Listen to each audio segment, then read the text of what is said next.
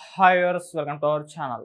చంద్రబాబు నాయుడు గారు బీజేపీకి మద్దతు తెలపడాన్ని ఉపసంహరించుకోబోతున్నారు, ఎన్డీఏ కూటమికి నుండి బయటకు రాబోతున్నారని ఒక వార్త వైరల్ అవుతుంది. సో వైరల్ అవుతున్న ఈ వార్తల గురించి డిస్కస్ చేయడానికి ప్రజెంట్ మనతో పాటు జర్నలిస్ట్ చరణ్ పర్మి గారు ఉన్నారు. వారితో ఒకసారి మాట్లాడతాం. హాయ్ అన్న. హాయ్ అన్న, కేంద్రంలో మరి చంద్రబాబు నాయుడు గారు సపోర్ట్తో, అంటే టీడీపీ సపోర్ట్తో అక్కడ గవర్నమెంట్ ఫామ్ చేసింది బీజేపీ, నితీష్ కుమార్ అండ్ చంద్రబాబు నాయుడు గారు. అయితే ఇప్పుడు చంద్రబాబు నాయుడు గారు ఈ ఉపసంహరించుకోబోతున్నారు ఈ మద్దతుని, బీజేపీ ఎన్డీఏ కూటమి నుంచి కూడా బయటకు రాబోతున్నారు అయితే వార్తలు అయితే వినిపిస్తున్నాయి. ఈ వార్తల్లో నిజమెంత ఉంది, అసలు ఏం జరిగిందని? అంటే చంద్రబాబు గారు బీజేపీతో ఒక ఇష్యూలో గట్టిగా మాట్లాడుతున్నారు. సో ఈ ఇష్యూ తేలకపోతే మాత్రం బీజేపీతో తెగదింపులు చేసేసుకుంటాము అని చెప్పి ఆయన వాళ్ళకు ఒక అల్టిమేటం అయితే జారీ చేసినట్టుగా కొన్ని వార్తలు అయితే వస్తున్నాయి. సో ఈ అల్టిమేటం గమనించి చూస్తే చంద్రబాబు గారికి అలా చెప్పే రైట్ ఉంది, చెప్పారనేది మనకు కనిపిస్తుంది ఇక్కడ. ఎందుకంటే బీజేపీతో ఆయనకు ఆ స్థాయి ఇది ఏర్పడింది ఇప్పుడు. కాబట్టి అయితే ఈ విషయం ఆయన ఏ విషయం మీద పోరాడదలుచుకున్నారు ఏంటని గమనించి చూస్తే ఇది మొత్తం మనకు అర్థమవుతుంది. ప్రస్తుతం steel plant, Visakha steel plant విషయంలో పెద్ద రగడ జరుగుతుంది. విశాఖ స్టీల్ ప్లాంట్ ఇక ప్రైవేటీకరణ చేయము అని చెప్పేసి గతంలో ప్రభుత్వం చెప్పింది కానీ దాంట్లో చిత్తశుద్ధిగా ఉన్నారన్నట్లయితే ఎక్కడ కనపడలేదు. నిజానికి శాఖ మంత్రి ఎవరైతే ఉన్నారో ఆయన కుమారస్వామి, ఆయన గతంలో ప్రభుత్వం ఏర్పడ్డాక ఒక నెల రోజులకేమో స్టీల్ ప్లాంట్కి వచ్చి కార్మికులతో మాట్లాడడము, ఇక్కడ స్టేట్మెంట్ కూడా ఇచ్చారు, స్టీల్ ప్లాంట్ని కాపాడుకోవడం మనందరి బాధ్యత అని చెప్పేసి వెళ్ళిపోయాడు. అయితే అది మాట్లాడిన తర్వాత లోకేష్ గారు కావచ్చు ట్విట్టర్లో మేము కాపాడుకున్నాము, సో మంత్రి కూడా చెప్పేశాడు స్టీల్ ప్లాంట్ ప్రైవేటీకరణ కాదని ఏదో ట్వీట్లు చేశాడు. కానీ అందులో కూడా కొన్ని లూప్ హోల్స్ ఉన్నాయి. ఏంటంటే కాపాడుకోవడం మన బాధ్యత అన్నాడంటే, కాపాడాల్సిన వ్యక్తే కాపాడుకోవడం మన బాధ్యత అన్నాడంటే అది ప్రమాదంలో ఉందా అనే డౌట్లు వచ్చాయి అప్పట్లోనే. అంటే స్టేట్మెంట్లు ఇవ్వాల్సిందే ఆయన, లేదు మేము చేయట్లేదంటే అయిపోద్ది. అలా కాకుండా వేరే విధంగా చెప్పాడంటే అక్కడ ఏదో జరుగుతుంది అని డౌట్ అయితే అందరికీ వచ్చింది. ఇదొక యాంగిల్ అయితే, ఆ తర్వాత ఇప్పుడు మళ్ళీ 2 నెలలు గడిచిపోయాయి. సో ఈ 3 నెలల తర్వాత ఇప్పుడు చూస్తే మళ్ళీ విశాఖ స్టీల్ ప్లాంట్ ఇబ్బందులో పడింది. దీని విషయంలో చంద్రబాబు గారు ఇక ప్రభుత్వంతో డి అంటే డి అని ముందుకు వెళ్ళారనమాట. సో అయితే ఆయన మరి వెళ్ళి దీన్ని సాధిస్తారా లేదా అనేది ఇప్పుడు ఆసక్తికరంగా ఉంది. అయితే ఇదంతా కూడా చంద్రబాబు గారు స్టీల్ ప్లాంట్ కాపాడడం కోసం ఎంత దూరమైనా వెళ్తారు అని చూపించడానికి కనిపిస్తున్న సినారియో. అయితే ఇది నిజంగా జరుగుతుందా, చంద్రబాబు గారు సాధించగలరా అంటే దీంట్లో కొన్ని రకాల సమస్యలు ఉన్నాయి. ఒకటి వచ్చేసి స్టీల్ ప్లాంట్ ఇప్పటికే ఉద్యోగుల సంఖ్యను సగం తగ్గించేశారు. 19,000 మంది ఉద్యోగులు ఉంటే ఇప్పుడు కేవలం 12,000 మంది ఉద్యోగులు మాత్రమే ఉన్నారు. మిగతా అందరినీ కూడా అనేక కారణాలు, తర్వాత వాళ్ళకి టైం పీరియడ్ పెరిగిపోయిందని చెప్పేసి వాళ్ళని రిటైర్మెంట్ చేయడాలు, ఇట్లా రకరకాలుగా చేశారు. కొంతమందిని అయితే వేరే స్టీల్ ప్లాంట్కి కూడా తరలించడం జరిగింది, డిప్యుటేషన్ అని చెప్పేసి దాదాపు 500 నుంచి 1000 మంది దాకా అటువైపు తరలించడం జరిగింది. ఈ విధంగా కూడా చేస్తూ వచ్చారు. అయితే కొంతమందికి ఏమో ఉద్యోగాల నుంచి నేరుగా తీసేయడం, ఇటువంటి పరిస్థితి కూడా జరిగింది. ఓవరాల్గా స్టీల్ ప్లాంట్ ఉద్యోగులను కొద్దిగా తగ్గించుకుంటూ రావడము ప్రైవేటీకరణ కోసమే అనేది బాగా వినపడింది. ఇదో పరిస్థితి. తర్వాత ప్రస్తుతానికి స్టీల్ ప్లాంట్ ఉద్యోగులు ఒక విధమైన సంఘర్షణలో పడ్డారు. స్టీల్ ప్లాంట్కి ఇప్పుడు ఉత్పత్తి చేయడం కోసం తగినంత నిధులు కేటాయించలేదు, రీసోర్సెస్ కావాలి. ఆ రీసోర్సెస్ కేటాయింపులు కేంద్ర ప్రభుత్వం మన బడ్జెట్లో కూడా చేయలేదు, ప్రైవేటు కంపెనీలకు చేస్తున్నారు. కానీ ఇటువంటి దానికి ఎందుకు చేయలేదని చెప్పేసి గతంలోనే పార్లమెంట్లో అనేక మంది మాట్లాడారు. అదేవిధంగా అనేక మంది సీనియర్ జర్నలిస్టులు కూడా ఈ క్వశ్చన్ అడిగారు. కానీ దీనికి ప్రభుత్వం ఏమాత్రం స్పందించలేదు. ఎందుకు ఈ విధంగా చేస్తున్నారయ్యా అంటే స్టీల్ ప్లాంట్ని సరిగా లేదు, ఇక్కడ సరిగా జరగడం లేదు ఉత్పత్తి, ఇది నష్టాల్లో ఉందని చూపించడం కోసమే వీళ్ళు ఈ ప్రయత్నం చేస్తున్నారు కేంద్ర ప్రభుత్వం. అలా చూపిస్తే ప్రైవేటీకరణ చేయడానికి వీళ్ళకి ఒక మార్గం సుభం అవుతుంది.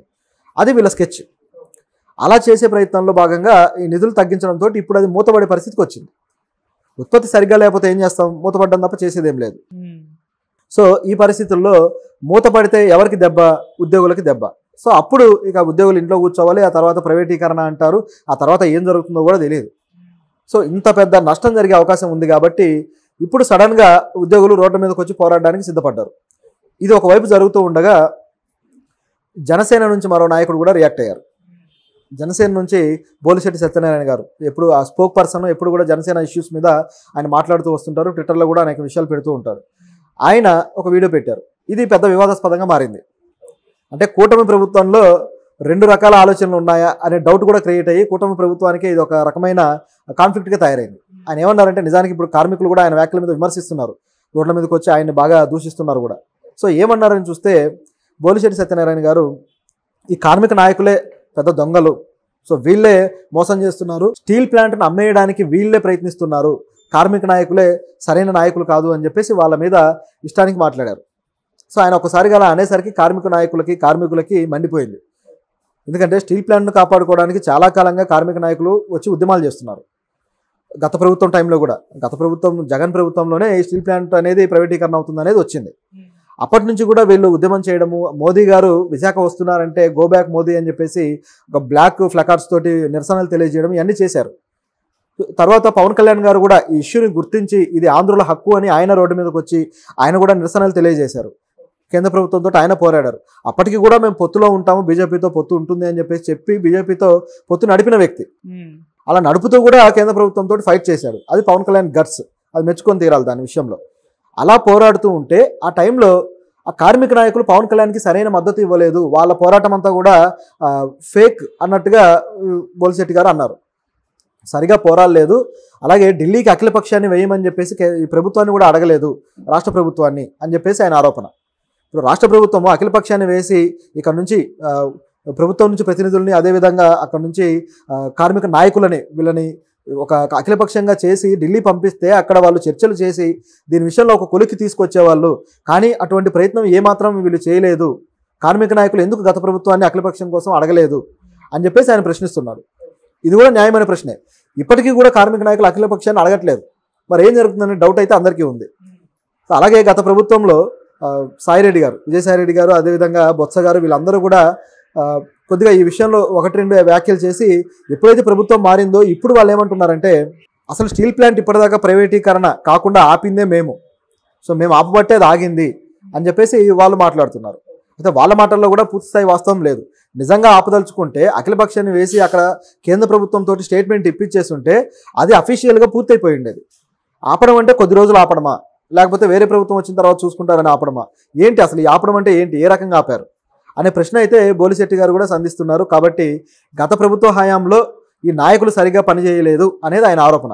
దీనికి ఇప్పుడు వీళ్ళు రియాక్ట్ అయ్యారు, ఇప్పుడు ఉద్యమం చేస్తున్న నాయకులు. ఎందుకంటే గతంలో పవన్ కళ్యాణ్ గారు నిరాహార దీక్ష కూడా చేస్తే అప్పుడు కూడా నాయకులు వచ్చి పవన్ కళ్యాణ్కి మద్దతు తెలిపి ఆయన ముందుండి దానికి నాయకత్వం వహిస్తూ ముందుకు తీసుకువెళ్ళలేదు. ఈ విషయంలో పవన్ కళ్యాణ్ గారి ఇనిషియేటివే ఫెయిల్ అయింది ఒక రకంగా. సో చివరికి ఆయన సైలెంట్ అయిపోయాడు ఇప్పుడు స్టీల్ ప్లాంట్ విషయంలో. అయితే దీంట్లో వేరే రకం ఒప్పందాలు ఉన్నాయి కాబట్టి సైలెంట్ అయ్యాడు పవన్ కళ్యాణ్ గారు. ఎందుకంటే కేంద్ర ప్రభుత్వానికి ఇష్టమైన పని, కేంద్ర ప్రభుత్వం ఇష్టంగా చేస్తున్న ఏ పనిలోనూ పవన్ కళ్యాణ్ గారు సెటైర్లు వేయట్లేదు. గతంలో వేశారు కానీ ఇప్పుడు వేయట్లేదు. అదేవిధంగా చంద్రబాబు గారు అయితే అసలు కేంద్ర ప్రభుత్వం మీద క్వశ్చన్ చేయడానికి కూడా ఇష్టపడట్లేదు. ఇది వీళ్ళిద్దరి పరిస్థితి. ఇలా ఉన్న సందర్భంలో కార్మిక నాయకులు ఇప్పుడు కూటమి ప్రభుత్వాన్ని నిలదీస్తున్నారు. మీరు నిజాయితీ ఉంటే, మీరు నిజంగా దీన్ని ఆపదలుచుకుంటే మీరు ఖచ్చితంగా వెళ్ళి ఆపండి, మేము సపోర్ట్ చేస్తాము, మేము ముందుంటామని చెప్పేసి కార్మిక నాయకులు అడుగుతున్నారు. ఇంతవరకు ఓకే. ఇటువైపు చూస్తే చంద్రబాబు గారు మరి వీళ్ళ వ్యాఖ్యలను సీరియస్గా తీసుకొని కేంద్ర ప్రభుత్వం దగ్గరికి వెళ్ళి అడుగుతున్నారా అంటే ఆ అవకాశాలు పెద్దగా కనపడటం లేదు. ఆయన అడుగుతున్నారు, ఆయన విధంగా చేస్తున్నారు అని చెప్పేసి వచ్చినవన్నీ కూడా మీడియాలో ఉన్న వార్తలు. వాళ్ళ పత్రికలు లేదా వాళ్ళ వెబ్సైట్స్ ఏవైతే ఉన్నాయో వాళ్ళకు అనుకూలంగా ఉన్న పత్రికల్లో ఇటువంటి వార్తలు వస్తున్నాయి. నిజానికి గమనించి చూస్తే చంద్రబాబు గారు అటువంటి ప్రయత్నం ఏది చేయడం లేదు. కేవలం దాన్ని ఏదో రకంగా పోస్ట్ పోన్ చేస్తూ పోవడానికి ప్రయత్నిస్తున్నారు తప్పితే పూర్తిగా కార్మికులకు న్యాయం చేయడానికి అయితే ప్రయత్నాలు జరగట్లేదు.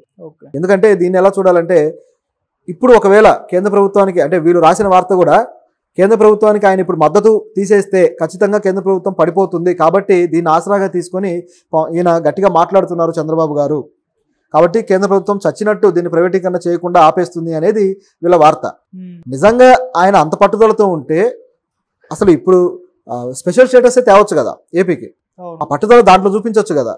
లేకపోతే బీహార్కు శాంక్షన్ చేసినట్టుగా రోడ్ల ప్రాజెక్టులు అవి ఇవి అని చెప్పి 56,000 కోట్ల ప్రాజెక్టులు అక్కడ శాంక్షన్ చేశారు. మనకు చూస్తేమో అతిగతి లేదు.